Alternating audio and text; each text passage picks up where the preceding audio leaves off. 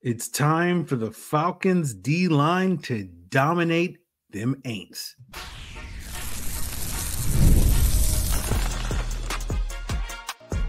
You are Locked On Falcons, your daily Atlanta Falcons podcast. Part of the Locked On Podcast Network, your team every day. Welcome back, everyone, to another illustrious episode of the Locked On Falcons podcast, your daily Atlanta Falcons podcast, part of Locked On Sports Atlanta, your team every day. And today's episode is brought to you by FanDuel. Place your first $5 bet, and you'll get started with $200 in bonus bets guaranteed. Visit FanDuel.com to get started. So if you don't know me, I'm your very humble host, Aaron Freeman, a.k.a. Mr. Drew, a.k.a. Sirius Black, a.k.a. Mr. a.k.a. And we've been covering the Atlanta Falcons for a very long time, formerly at FalcFans.com, RIP. Still going strong in this illustrious podcast. And I thank each and every one of you that goes strong with me as an everydayer. That makes it your first listen or first watch each and every day. And if you want to become an everydayer, all you have to do is subscribe or follow for free on YouTube or wherever you listen to podcasts. So today's episode, of course, I am joined by none other than the illustrious Jarvis Davis, one of the hosts of the Locked On Sports Atlanta, who covers all of Atlanta and Georgia sports on your daily basis here on the Locked On Podcast Network.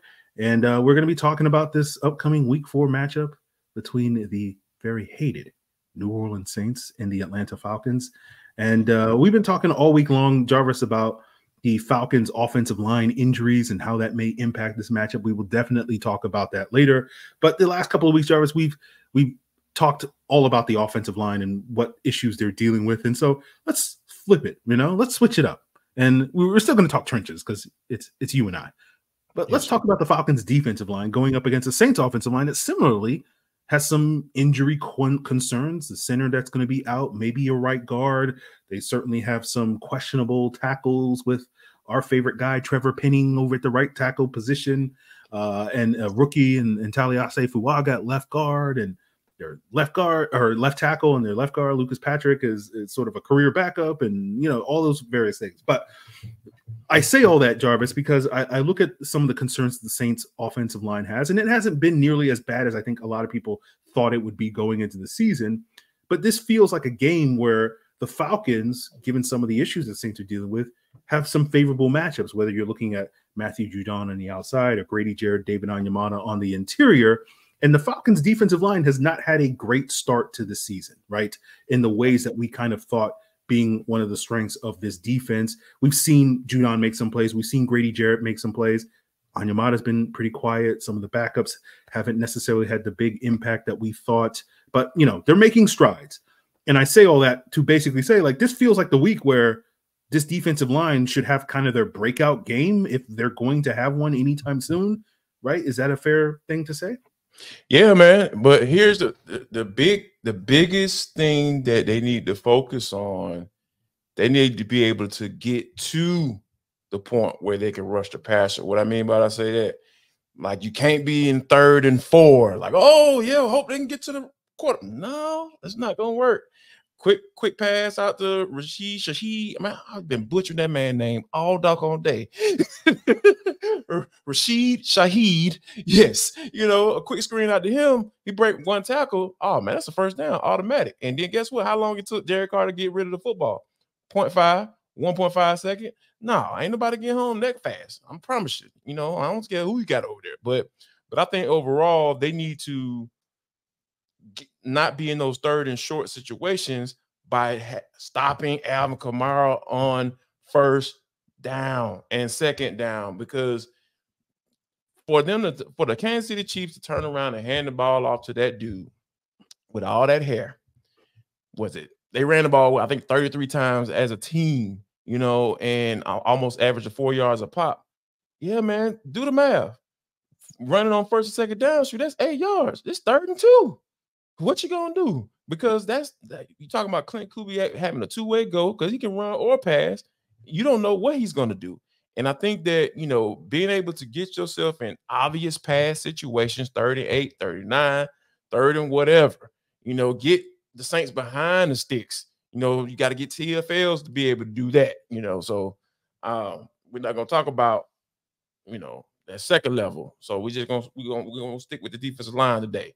So yeah, I think Grady Jarrett and David Onyemata, those guys specifically have an advantage because we talking about Eric McCoy being out. We know how good at center he is, and we understand, given what the Falcons are dealing with Kirk Cousins and Drew Dalman being out, that synergy, that quarterback and center synergy that they have and how important it is, and Derek Carr not having this guy in and losing that guy early on in the game. I think it's like the third snap of the game. So you saw how that played out. It didn't work well. So I think that, we need to have a game from Grady. We need to have a game from David Onyemata. We were talking about this on the sports party, a guy that you and I had talked about, Zach Harrison.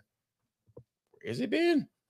He's been quiet. He's been another guy on the interior that's been quiet. He's a guy that we saw a lot of promise last year towards the end of the season, and now, hey, we're expecting you to go ahead and be able to take advantage of this particular matchup because, man, we talk about matchups, right, and being able to take advantage of offensive linemen.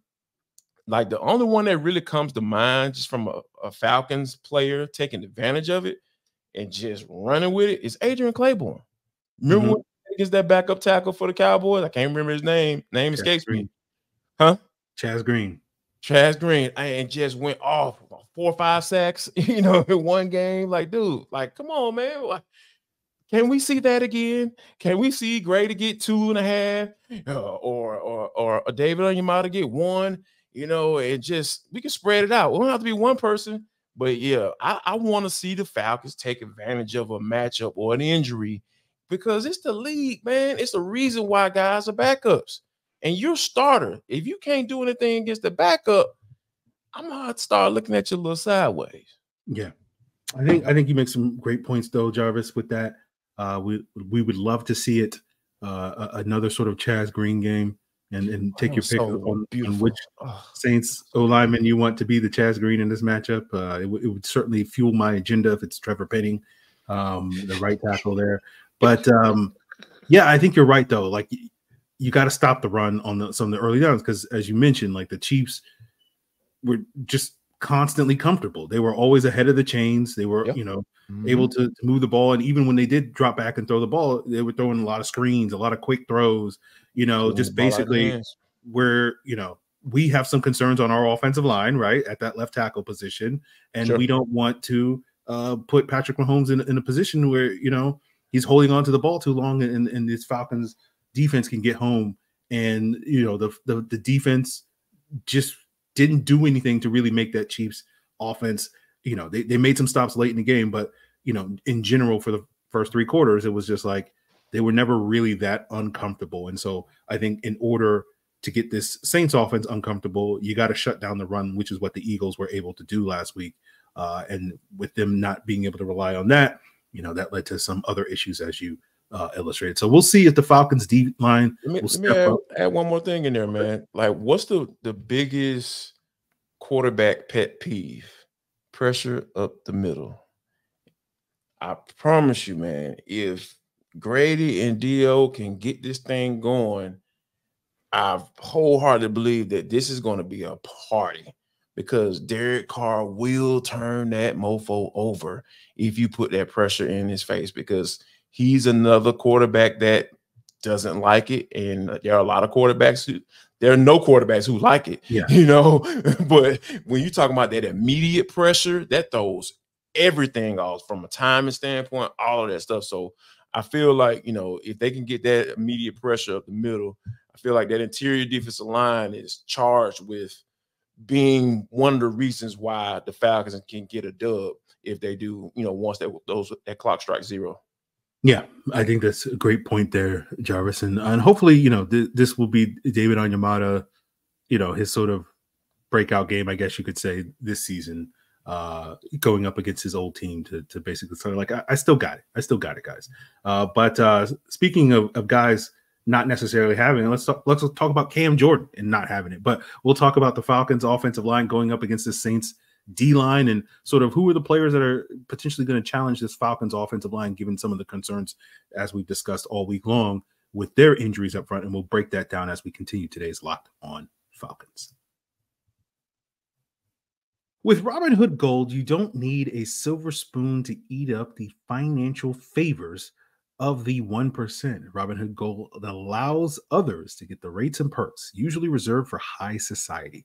Now, the resourceful individual with Robinhood Gold can earn the very liberal rate of 4.5% APY on uninvested cash, receive unlimited 1% deposit bonuses, and be rewarded with a handsome 3% retirement boost on an IRA account. Robinhood Gold provides privileges of a high net worth for any net worth. These generous benefits are now available for only $5 a month. The new gold standard is here with Robinhood Gold. Sign up at Robinhood.com/gold. Terms apply. For product specific disclosures, visit Robinhood.com/gold.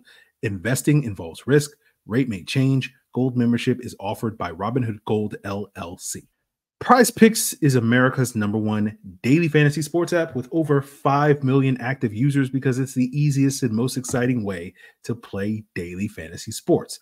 Unlike on other apps, on Prize Picks, it's just you versus the numbers. Pick more or less on up to 6 player stat projections, and you can watch the winnings roll in. And if you're looking to get in on the action because certain sports books aren't available in your states, don't worry. Prize Picks is, and the withdrawals are fast, safe, and secure. You can get money in as quickly as 15 minutes. So go check out Prize Picks, see the projections on Bijan Robinson, see the projections on Kirk Cousins, Kyle Pitts, and so much more. Check it out by downloading the Prize Picks app today and use code LOCKEDONNFL, and you'll get $50 instantly when you play $5. That's code LOCKEDONNFL to get $50 instantly when you play $5. You don't even need to win to receive that $50 bonus. It's guaranteed.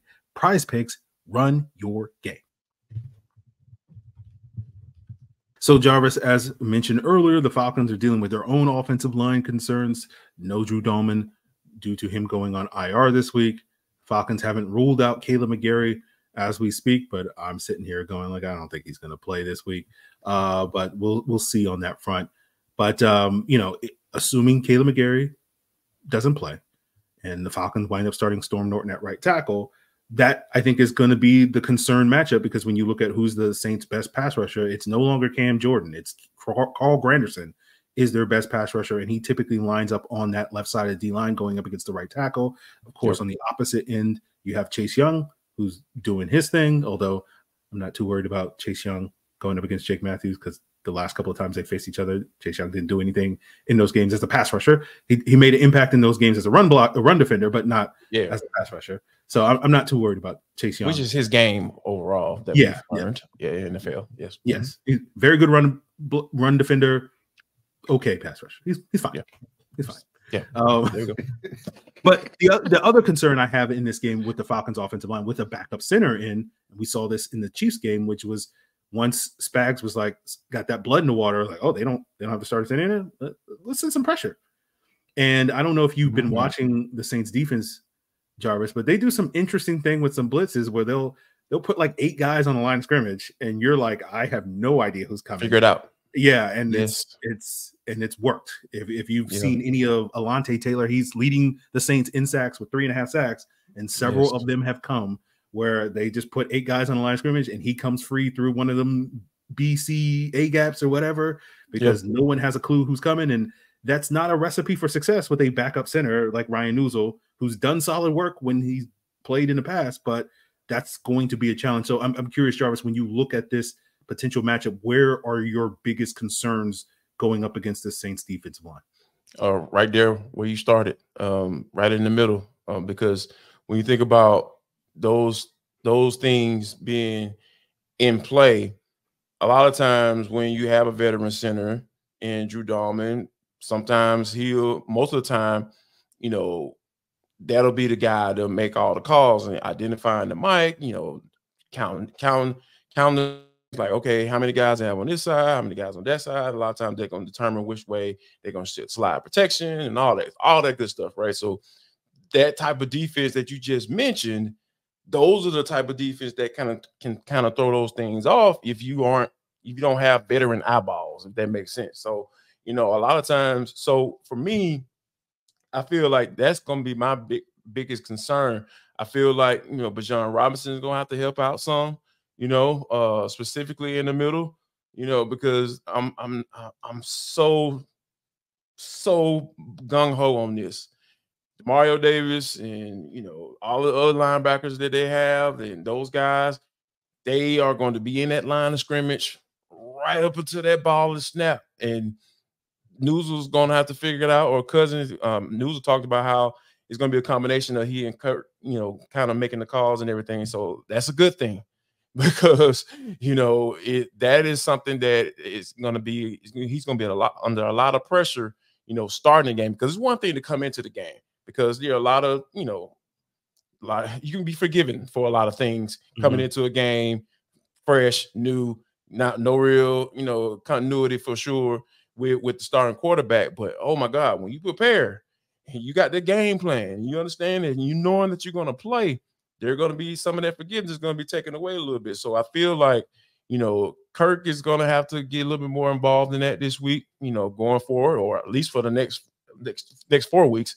with Dalman being on IR. So I feel like that's going to be the biggest thing. Key for me is just making sure Kirk is understanding who's coming from a film aspect, all that stuff, man. All that stuff is going to have to come into play, because what Dennis Allen brings to the table as a defensive coordinator. Yeah, I think you make a great point. We're talking about this game, but looking ahead, where you got a Thursday night, you got a short week. Todd Bowles, he likes to bring pressure. Yes. You got the Seahawks in week 7, am I mistaken? Right, Mike McDonald. He knows how to bring pressure. They haven't lost a game yet. Yeah, So it's one of those things where it's like, this is your proving ground, Ryan Newsle and Kirk Cousins, that you can handle this, right? Like, we know the Saints are not a blitz happy team, but they will pick and choose their spots to exploit it. And if they can exploit it, then other teams will be like, oh, again, going back to the Spags thing, there's blood in the water. Let's go after this. So this I think is an important element. I think you're right to sort of explore that element. But the other question I have for you, Jarvis, the one way that we talk about this with this offensive line is kind of the opposite of what we were talking about with the defensive line. There's like, if you can run the ball, you can get into these situations where you don't have to worry about, on a 3rd and medium or a 3rd and long, them dialing up a blitz to get after the quarterback or some of those things. So I'm curious, from your perspective, what are you expecting out of this Falcons run game this week? I think that they are going to, and we talked about this on the sports party earlier, and I think that this is the game where we talked about breakout game for the defensive line, but I feel like this offense as a whole, they need to be able to establish who they are. Who are you? Like, who do you want to be? Because there's one thing to come up with a game plan. Oh yeah, the Saints are not that great against the pass. Okay, we're gonna come in, throw the ball on first down and all that stuff. The Tampa Bay Buccaneers, they're a little soft against the run. We're gonna try to run the football this week. Good teams have what they do, and then if you stop what they do, you make the necessary adjustments. And I think that making adjustments before you come in, saying, all right, we want to try to do this because they can't do this. I feel like that's more of a, we're just gonna let you dictate what you dictate. We're gonna let you dictate what we do. And I just don't think a good offense that scores on a consistent basis, I just don't think that's their moniker. I feel like they are going into games saying, here's what we're going to do, and you need to stop it. If you do stop it, we'll make those in-game adjustments. But coming into that game, this is what we're going to do. And I feel like the Falcons have to be able to run the football. Just look at how the games that have gone. There's only been one. They got one win when they were turning around and handing that bad boy off, and it was working. And they got one win behind that. And they got real close when their run game was stifled, and it was basically all on Kirk for the most part to get the job done. And you came up a little short.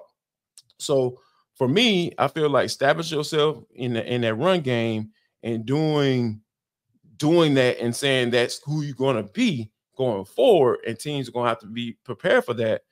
This is the game to do it, because this is your first, the first divisional game, and of course, it's your biggest rival, sure. And this is It's time. It's time for this team to establish themselves of what they want to do. I'll get the whole 11 personnel, 3 wide receivers, all that's all cute and all that stuff. But man, I know the head coach want to run the ball. So let's get it. Yeah. They're gonna have to do it. Yeah, I think that's right. Yeah. You know, the thing, I think you make a great point, Jarvis. It's like, here's our plan A. And for me, my thing is always in this league is like, teams are always really good at identifying, like, we know this team wants to do this as their plan A. And so they, you know, good coaches, good teams can generally basically stop you from doing that. And so then you sort of establish yourself as a good team by basically saying, okay, well, we can pivot off of that and we can go to our plan B. And to me, that is always the question, because like there's always going to be a team that's going to be able to stop your plan A. And so for me, my mindset is always like, what's your plan B when that happens? Right. But I think you make a great point where it's just like, go out there and show me, you know, that you can do plan A first. And like, that's your starting point. And then we'll worry about plan B a little bit later. So I think that's going to be an interesting thing to see. Like, Falcons plan A, as you say, run the football, establish the run, do all that stuff. Can you do that? That's going to tell us a lot about this team. If they can't do that, okay, that happens. Then the conversation becomes, what is your plan B? How do you pivot off of that? Yeah. So what's the counter? Yeah. So it's always that give and take over the course of a season and over the course of a football game. That's always interesting to me. I always just tend to go into it like, yeah, they'll probably stop your plan A. So what is your plan B? So I always tend to focus on the plan B. But like, yeah, I think you nailed it with that, and sort of whether or not the Falcons can run the football. And it's like, if they can do that, especially given some of the concerns we're talking about on the offensive line, like that, I think that's a great testament to what that's this a lot, man. Yeah, so a lot. So we'll see if the Falcons can kind of establish that identity on the ground. But let's talk a little bit about, you know, what type of identity they want to have through the air. And this is another week where we're sitting here talking about Kyle Pitts potential breakout, right? And so let's explore that potential as we wrap up today's Locked On Falcons. NFL fans, you can start the NFL season with a big return on FanDuel, America's #1 sportsbook. So when you get a hunch in the middle of a game, you can check out the latest stats, view live play-by-play, and so much more on the same page where you place your bets. And you can get started with a $200 in bonus bets guaranteed when you place your first $5 bet. Guaranteed means that win or lose, you're going to get $200 in bonus bets just for placing any $5 bet over at FanDuel.com. And while you're there, check out the line for the Week 4 matchup between the Falcons and Saints, which is moved back to 1.5 points where the Falcons are favored. It was 2.5 points. It started out at 1.5 points. So it's going back and forth this week. So go check it out. Take advantage of that line at whatever you want. It may move again between now and the weekend. So go check it out over at FanDuel, America's #1 sports. So, of course, here with Jarvis Davis of Locked On Sports Atlanta. And, of course, you will hear Jarvis and I on that postcast on the Locked On Sports Atlanta feed on Sunday afternoon after this Falcons Week 4 matchup against the Saints. You know, we try to go immediately after the whistle, Jarvis, but there's always something going on that, you know, prevents us from getting there. So, you know, just give us 10 minutes after that final whistle, and then we'll be ready to go. And, of course, I'll have my own solo rapid reaction to it on Locked On Falcons. So make sure you subscribe to Locked On Sports Atlanta, as well as Locked On Falcons, as well as all the other great shows on the Locked On Podcast Network, your team every day. So, Jarvis, let's talk a little bit about Kyle Pitts, right? We went into last week seeing the Chiefs really struggling to cover tight ends in the first 2 games of the season, thinking Kyle Pitts was going to potentially have this sort of breakout game. He had certainly some big plays in that game, so a couple of opportunities in the end zone that, you know, are less on Kyle Pitts and more maybe on the quarterback, that, you know, we would be having probably a very different conversation today about Kyle Pitts and his breakout potential if, you know, some of those passes had been completed in that game. We're going into a second week in a row where, you know, we're facing a defense that had some struggles last week. I don't know if you guys saw the stats, but, you know, if you had Dallas Goedert on your fantasy team, you know, he did some good work. And I'm sure those of you like myself that had him on your bench on your fantasy team, you're kicking yourself being like, why does God hate me? But no, the fantasy football gods hate me. Or Goddard. But, you know, let's talk a little bit more about Kyle Pitts and sort of the breakout potential. And I know you have some thoughts on the Falcons featuring Kyle Pitts a little bit more in their offense. So I'll give you the floor to express those sentiments. For me, man, I think that Kyle is a guy that I don't think you can run your offense through him on a consistent basis. I think he's a guy that you can use to be able to take advantage of a weakness, that plan B that we talked about, right? Hey, if the Saints are really loading up on the run against Bijan, hey, play action. Let's get the ball to 8 and see what pops off, because a lot of time, this league is a copycat league because everybody see the same film. That's why it's a copycat league. Oh, this is working against this coverage, or this is working against this particular team. Oh, they don't know how to guard a tight end. Oh, okay, let's deploy our guy, whoever it is, because that's the thing. That's what you do, right? That's part of that plan B. After you establish and do what you do, yeah, Kyle Pitts is the guy that I feel that you can go to, in those moments to be able to take advantage of those matchups. And it was clear last week against Kansas City. Those safeties, they didn't do anything with him. That's why he gave him a bro hug in the end zone, and they didn't call that play. Called it that PI, because he knew he was beat. He tried to grab the man before he even got into the end zone. So, and missed that too. So when you think about, the type of matchup that Kyle Pitts brings to the table, that he is a guy that you can do that. But I don't think you should run your offense through him. I just don't think he's that type of tight end. I just don't think he's that type of player. That's just my personal opinion. But I do feel he's a guy that can take advantage of a weakness that a defense has. And we saw that in the Saints game. They could not guard him. They just couldn't. They couldn't do it. So I think that, Kyle is a guy that could be able to take advantage of that. Yeah, I agree with you. I don't know if you can run your offense through Kyle Pitts, but I do think you need to make an effort to keep him as involved as possible and feature him when he gets those opportunities. And you saw this again. If you watch the Saints game, you saw Dallas Goedert get a couple of deep passes. We've seen Kyle Pitts do that against the Chiefs last week. But to me, the main thing that we saw for Dallas Goedert was it was just a lot of crossing routes. It was just like run him over the middle and get him matched up against a linebacker and use that speed to either beat a safety's angle or beat a linebacker or something like that. And we've seen glimpses of that with Kyle Pitts, but we haven't seen that consistently. And those are kind of the plays that I'm hoping that we can see a little bit more of, just like, hey, there's 4 or 5 plays here in every game where we're like, the design of the play is to go to Kyle Pitts, so that defenses have to be aware of him, because, again, no offense to the other Falcons receivers, but I don't think a defense is like, who's keeping us up at night is Ray McCloud. And, and as good as Darnell Mooney has played this year, I don't think Darnell Mooney's that type of guy that defenses are like, you know what?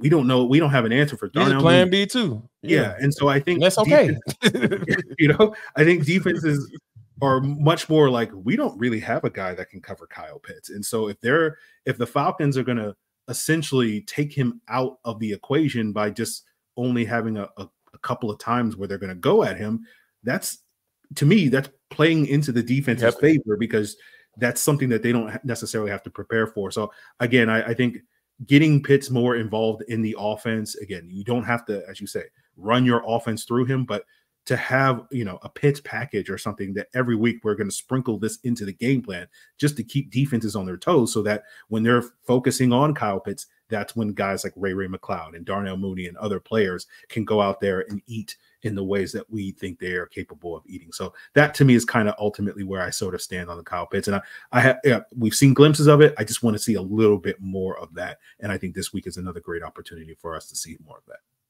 Yeah, man, I'm with you. And that's the thing, that this is the time where I feel where you talking about having those package of plays. That's great. I love that.